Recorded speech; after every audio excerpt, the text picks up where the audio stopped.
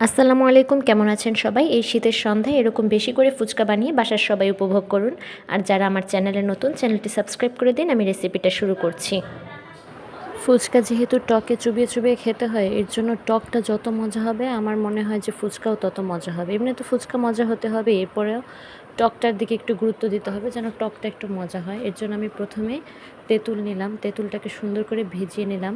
প্রথমে একটু ঘন থাকবে, পরে আমি আস্তে আস্তে এটাকে পানি দিয়ে পাতলা করব।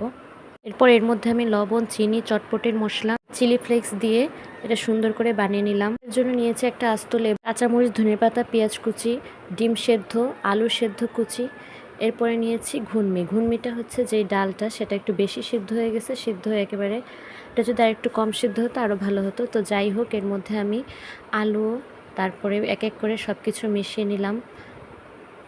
চটপটি মশলা দিলাম। এরপরে আমি এখানে দেব ফুচকার মশলা, লবণ, টেস্টিং সল্ট, সব কিছু দিয়ে এটা আমি সুন্দর করে মিশিয়ে নিলাম।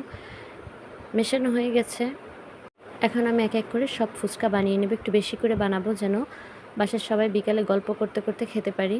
এরপরে আমি একটা লেবু খোসাসহ কুচিয়ে নিলাম যেন একটা ঘ্রাণ আসে। এটা আমি দোকানে দেখেছি, এটাখানে খুব সুন্দর একটা ঘ্রাণ আসবে। এরপরে আমি ধনের পাতা, পেঁয়াজ, কাঁচামরিচ, ডিম সেদ্ধ দিয়ে এটা সুন্দর করে সাজিয়ে নিলাম। প্রায় আমি বাসায় এভাবে ফুচকা বানাই। সব সাজানো হয়ে গেল, আমি টকটা মাঝখানে নিলাম। এখানে আমরা ৩-৪ জন খাবো। এরপরে আমরা বানাতে যত সময় লাগে খেতে তত সময় লাগে না। গল্প করতে করতে আমরা আস্তে আস্তে করে সব খেয়ে নিলাম। আপনারা এভাবে বাসায় বানায় দেখবেন, অনেক মজা হয়েছে। ধন্যবাদ সবাইকে।